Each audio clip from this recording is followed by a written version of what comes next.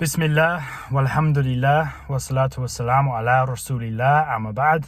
Today's video is a dead brief one regarding dimethyltryptamine. I just released a video a moment ago and I've realized it's going to need some clarification. So first and foremost, I do not condone or promote the use of mind-altering substances whatsoever, but in the context of me being a revert to the Deen of Al-Islam, and this being something that contributed to the broadening of my perspective in relation to the spiritual reality of our existence in this world, it's worth mentioning, right? So it is in a context of telling people to not get involved with it. If you are Muslim, by the grace of God, then you have no need for it. Now, if you're non-Muslim, I would encourage people to look into the rational and reasonable reasons why people would look into becoming Muslim. But you've got to bear in mind that in the context of no religious tradition, and for people who have a very materialistic, rational, earthly sense of this world, and this is all spiritual woo-woo fairy tale jargon to them, DMT certainly does open up one's perspective and realize, okay, wait, now the more than meets the eye-ness of this world is being revealed to me. So bearing in mind as well that although dimethyltryptamine is often synthetic when used as a drug, it is also endogenous to our brain chemistry. It's something that fits like a key to a keyhole. It comes together perfectly. It's present in the majority of plant life in this world.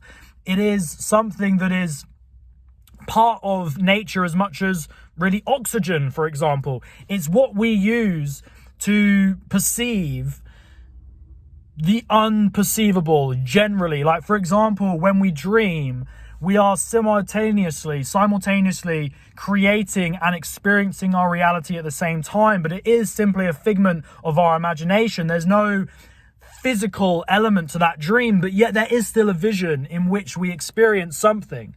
And so perhaps DMT is released rather when we experience the dream state. Perhaps DMT is released during our death state. The research into dimethyltryptamine is relatively limited, but what it does is proves to the skeptic that there is more than meets the eye in relation to the spiritual physical dichotomy. And so, yes, partly my journey leading up to Islam was experiencing different altered states. These altered states can also be achieved through non-drug induced methods like fasting and dancing and near-death experiences and drumming and there's a large variety of ways naturally that people can induce this, like say, naturally occurring brain chemical, sleep perhaps, death perhaps. And so I just wanted to clarify that dimethyltryptamine, although yes, is a synthetic drug, is present in nature, and that includes ourselves as human beings, but its purpose, its role is unknown, and Allah knows best. So look into Islam, become Muslim, because we realize quite quickly that we will die. There's more than meets the eye, and we will be accountable for our actions. And this is very clearly Miles Abu Mustafa, Anglo-Islamic gentleman, right now saying that I do not promote or condone mind-altering drugs. I do not say people should engage with these substances because there's no need.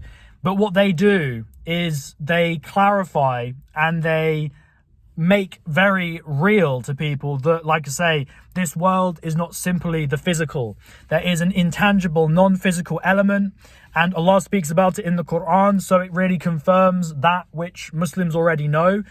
If people are born into Islam and they have a deep connection with the religious tradition, then they know there's a spiritual element. Obviously, angels, when do we see angels? Jinn, when do we see jinn? But this is really almost like a portal into that domain. But bearing in mind that Allah tells us specifically not to travel into this domain. So for me as a Muslim, it is really experience I've had in the past that makes what to many of my friends and family, I'm sure, is fantasy, very much reality. I know that these things that are spoken about in the Quran, angels and jinn, are not simply fairy tales and figments of the imagination, but they are very real experiences that have a parallel existence next to our lives in the dunya. Guys, the sun is beating down on me. I'm getting hot. Quick clarification about that. Thanks so much for listening. Appreciate the comments. They allow me to clarify and such. Always remember, big up your good selves. I'm now going to have my lunch. Until next time, good folk. Assalamu alaikum wa rahmatullah.